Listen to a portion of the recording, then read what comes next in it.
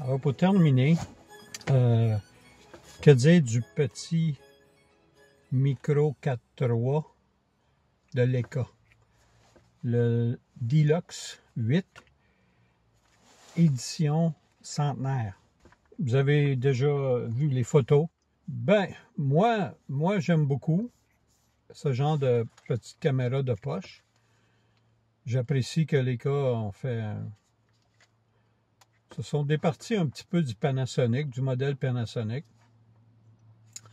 Le fait qu'il n'y a pas d'endroit pour reposer ton pouce, on pourrait mettre un genre de hand grip, là, mais juste comme ça, avec la petite cuillerette au poignet, moi je trouve que c'est suffisant pour moi. C'est pas une caméra que je vais faire beaucoup avec. Actuellement, je vais probablement la vendre, la retourner. Si ça vous intéresse, affichez vos couleurs, là, envoyez-moi des textes. J'aime la cuillerette, c'est une vraie cuillerette. Les boutons aussi, tout fonctionne bien. C'est qu'est-ce qu'on appelle le rocker pour le zoom, c'est vraiment bien aussi, là. À l'arrière, il n'y a pratiquement pas de boutons. 2 boutons qu'on peut assigner différentes fonctions. Le menu, le play et naturellement les flèches pour naviguer. Et l'écran, vous pouvez aussi utiliser l'écran. Moi, c'est pas quelque chose que j'utilise, les écrans de caméra. Par contre, le viewfinder, il est excellent et lui, je l'utilise souvent pour faire de la photographie. Photographie de rue, photographie d'événements avec des amis autour d'une table, en mode macro, prendre des photos de votre nourriture. Il y a un petit flash aussi, petite lumière qui vient avec. Je ne l'ai pas ici. Oui, je l'ai. Très pratique. Si vous voulez, ça vient avec. Il est petit, mais il est quand même très fonctionnel et il n'a pas de batterie. Donc, il fonctionne avec la batterie de la caméra, qui dure très longtemps d'ailleurs.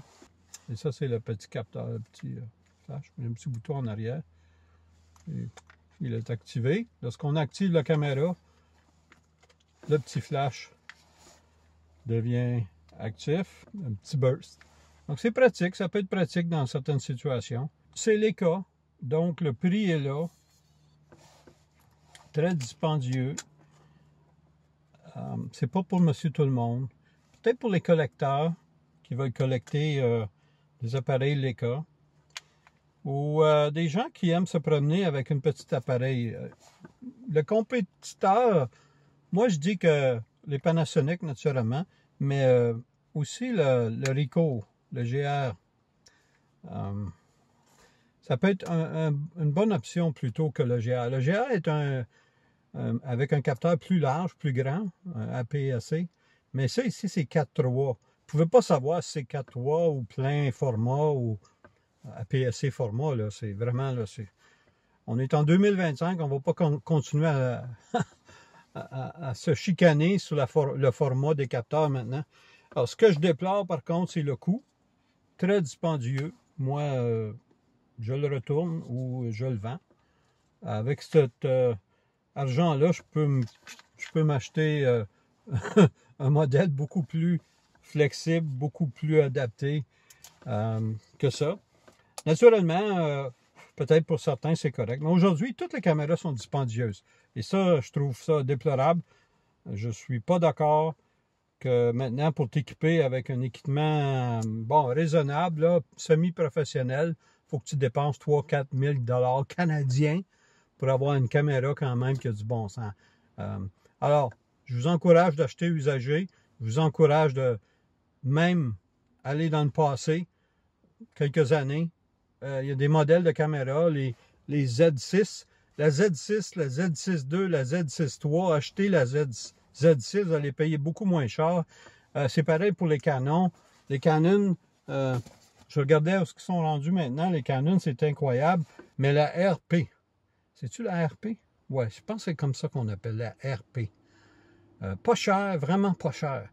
Et c'est pareil avec la R7 de Canon. Le R7 de Canon. Un excellent kit, là. Pas trop cher. Mais je vois que beaucoup de photographes aujourd'hui, ils vont s'équiper avec le Hasselblad. Bon, hey, le R8, R9, le Z9, le Z8. Des équipements de 10 000 là, sans compter toutes les lentilles, tout ça. Ben, écoutez, si on n'est pas professionnel et on ne gagne pas notre vie avec ça, ben, passez à côté. Là. Ne soyez pas influencés. Là. Beaucoup d'influenceurs, malheureusement, là, qui essaient de vendre ou qui sont équipés des Peter McKinnon et compagnie. Là. Bon, écoutez pas, là, ben, je suis bien fin. Là. Il est bien fin, Peter, là, mais à un moment donné, en français, on l'appelle Peter Mécanson. Tu sais, t'en prends puis t'en laisses. Là. Honnêtement, c'est pareil avec des influenceurs. J'aime beaucoup M. Thomas Eaton, mais lui aussi, il est tombé maintenant dans le grand format, là, le Hasselblad, où il essaie des systèmes là, incroyables là, qui vaut des 10 000 et des 100 000 et des 20 000 là, avec les lentilles et tout ça. Bon, écoutez, peut-être Peter peut, lui, M. Peter peut se le payer. Il fait du commercial avec ça, puis c'est pareil pour Thomas Eaton. Mais on n'est pas des Thomas Eaton, puis on n'est pas des Peter McKinnon. Fait qu'on n'a pas besoin d'acheter, de dépenser des gros montants d'argent. Honnêtement, même ça, c'est très dispendieux, puis je vous dis que c'est une petite niche là, de personnes qui vont peut-être pouvoir se payer un appareil comme ça. Donc, merci d'avoir écouté, d'avoir tuné sur mon channel, sur mon post YouTube. Si vous aimez, faites un thumbs up. Et s'il vous plaît, enregistrez-vous. Là. Je souscris à ce channel, j'aimerais en voir plus. Et dites-moi là si vous préférez que je continue en français. Parce que ça, c'est mon français poli. Là. Je peux être un français québécois pur laine, là, on va dire. Mais ici au Québec, c'est comme ça qu'on parle. Bon. Tout ça pour dire, à la prochaine, mes amis. Keep shooting! L'amour. L'amour. Tendre. L'amour qui chante doucement dans mon cœur. L'amour qui danse lentement dans mon cœur. Sans logique à la raison. L'amour et moi, nous sommes un. Nous sommes un.